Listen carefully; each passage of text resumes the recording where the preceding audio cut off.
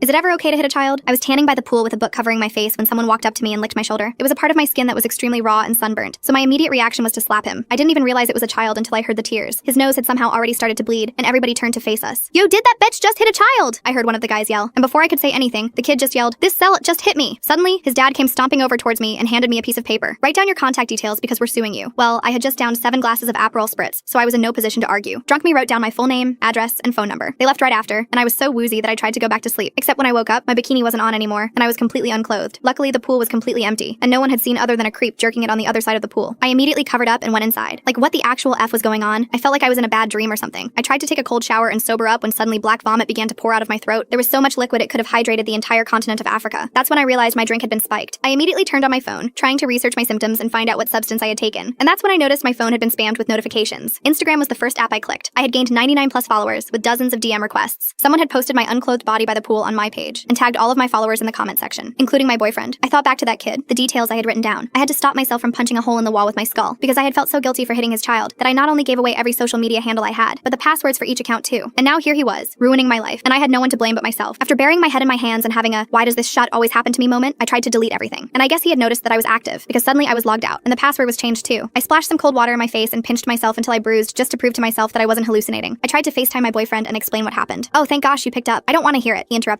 He told me that we had already talked about me in revealing clothing, and I was an effing embarrassment. And when I broke down in tears trying to explain everything, he burst out laughing, right in my face. This is actually a really entertaining lie, but F you. He then hung up and blocked me on everything. That's when I finally got the text that explained everything. It was an unknown number, but I'd recognize that formal writing anywhere. I knew it was my ex-neighbor Tom. It read, "May I inquire whether you are now prepared to formally accept my offer?" As soon as I read it, I grabbed the pillow of the hotel room and started banging it against the walls. You see, Tom was a guy that lived beside my childhood home. I was 5 and he was 12 when we started hanging out, and I always saw him as a sort of big brother. But when I turned 8, he brought me flowers and asked me to be his girlfriend. And even though I was a child, I knew it was wrong, because my teacher had given us dozens of talks on grooming and age-appropriate relations. So I told him no, but that we could still be friends. I still remember the coldness in his voice when he replied with, "Don't worry, one day you'll change your mind." At the time, I shrugged it off, not knowing the weight of his words. But ever since then, he has made my life hell. He has turned every friend that I've made against me, got me expelled from high school, pulled strings to make every community college in the tri-state area blacklist me from attending. I tried to get a restraining order, but he had cleared all the evidence and the police thought he was just some misunderstood boy who had a crush on me. So now here I was, 20 years later, trying to start a new life in a whole different continent, and Tom was still alive and stalking me, and punishing me for rejecting him all those years ago. Still trying to change my mind, so I replied with one simple word, yes, because I was about to ruin him back. Full story on channel, link below.